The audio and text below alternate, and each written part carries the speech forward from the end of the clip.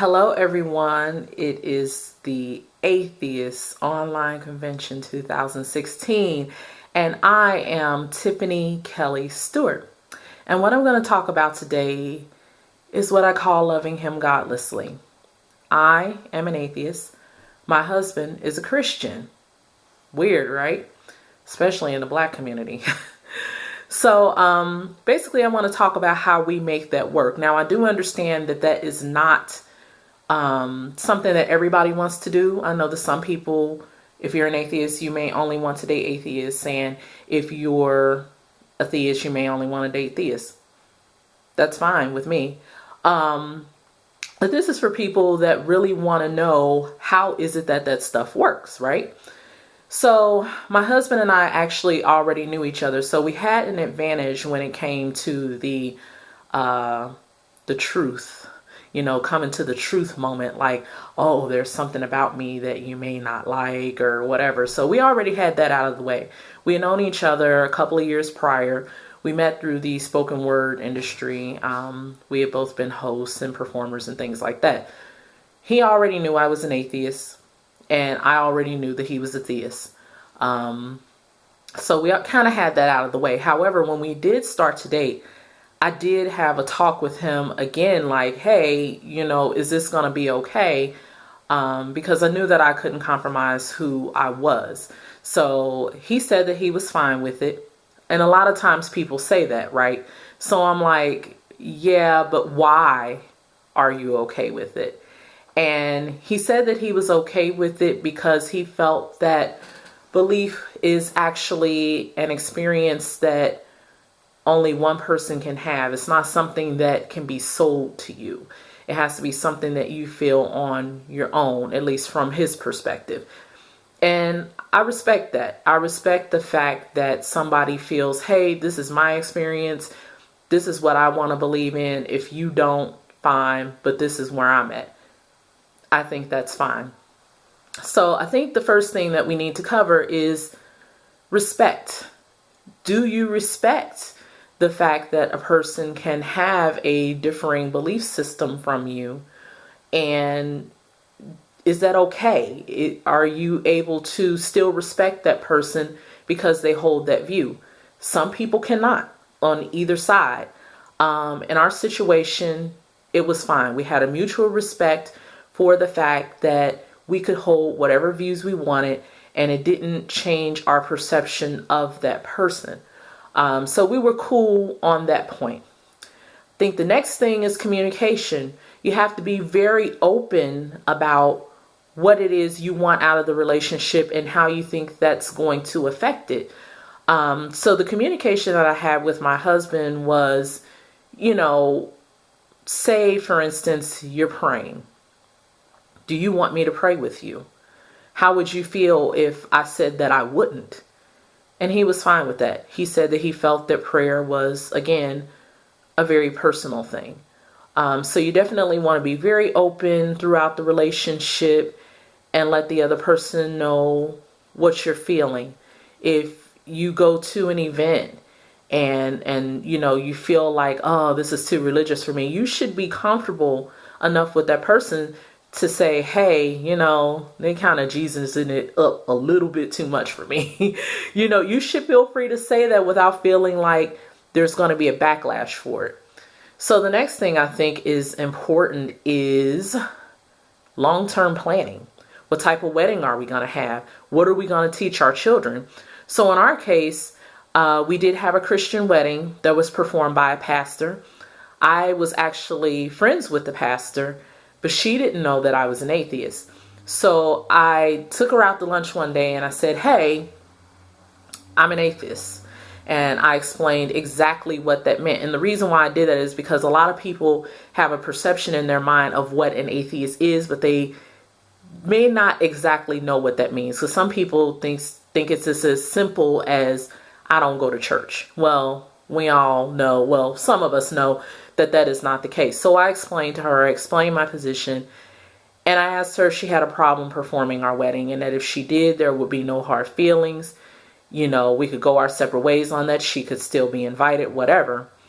And she told me that she knew both of us, and she said nobody deserved to be together more than my husband and I.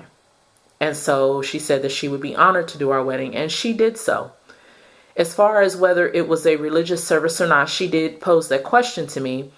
And at first I said, let's just see how it goes. I didn't really have a feeling one way or another. I just wanted to get married. So I consulted my husband and asked him the same thing. And he said that he basically felt the way I did. I don't care as long as we get married. So in the end, since he is a theist and it didn't matter one way or another to me, I opted to have a Christian ceremony. And I'm sure that he appreciated that. And I did that because I know that, being a Christian was important to him. And like I said, I didn't care one way or the other. And I wanted him to have that on his special day because it was his day too. So we wound up having a Christian ceremony. Beautiful ceremony, by the way. So the next thing that I think is important is talking about your children. How will the children be raised? Well, we had discussed that like very early on in our dating, at least once we got to the point where we said, okay, we're probably gonna be long-term partners, so let's decide some things going forward. So at first he said it was fine for us to raise the children secularly and we could get the children baptized. That was our compromise. The children are baptized, but we raise them secularly because it was a non-negotiable for me to raise my children religious. I did not want to raise them religious at all. I want to teach my children about religion, let them know that it exists, kind of from a more from maybe a theological standpoint, more from the study of religions. They are there, they exist, not necessarily the practice of one. I think that is a personal decision that they should make. I don't think it's one I should force on them. So we agreed to that. Then he came back to me later and he said, you know what? I changed my mind. And I said, why? He said, like I said before, it's an individual decision. And I think that the children should be allowed to decide on their own if they want to be baptized instead of us baptizing them. So the way we're raising our children, they will be raised secularly. They will know that different religions exist. I'm probably going to teach them about the Abrahamic religions because those are the ones that they will encounter the most. And whatever decision they make when they grow up is on them. But we will not be enforcing religion in the household. That will be their decision, like I said. So another thing I want to talk about is defense. Defense? What? So the reason why I want to talk about defense is because your partner may come under attack because you're an atheist. It can happen the other way too, but in my experience, it has been more the other way around. And so the one thing about, there were people that didn't want to come to our wedding because they found out he was marrying an atheist and things like that. Didn't really care. It was one less person to feed. As you know, weddings are expensive. So, we've had that issue. And basically what my husband does is he defends me. He says, I love her. She is the woman that I want to be with. And basically, if there's somebody that's not accepting of it, they get the boot. It's just that plain and simple. And I think that you have to have somebody that is willing to stand on the line for you. Because he's been criticized, as far as, would a Christian do this, blah, blah, blah. People have said things to me or whatever. He doesn't care. He's in love with me and I'm in love with him. Some people have asked me before, wouldn't it just be easier if he was an atheist? And I can't say that that's necessarily the case. I think that compatibility is much more than your belief system. I think that compatibility comes in many forms. It has to be financial. It has to be emotional.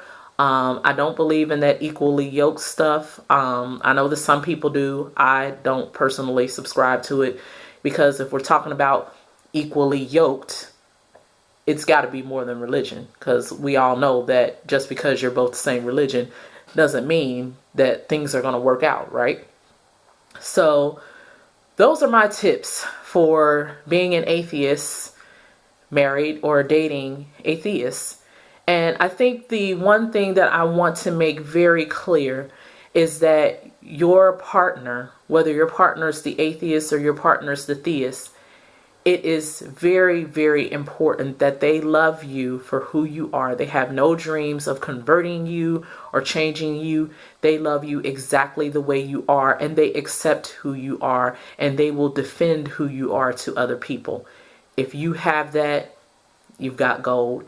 And I personally do not believe in, if you have a connection with someone, just cutting that off because of a position on belief. But that's me. And if you have everything else going for you, I mean, there's so many other things that you need to be compatible on. And so that's why I made the decision to marry a theist. And I am the happiest I have ever been in my entire life. It's the best decision I've ever made, other than the decision to have my son. And I am very, very happy. And so is he. So another thing I'm happy about is that you chose to listen to me today and hear my view on things. So I left some time for questions. Please make sure you leave me some questions. I'm happy to answer anything that you have. And thank you so much for listening. Atheist Online Convention 2016. I am Tiffany Kelley-Stewart. Thanks again. Bye.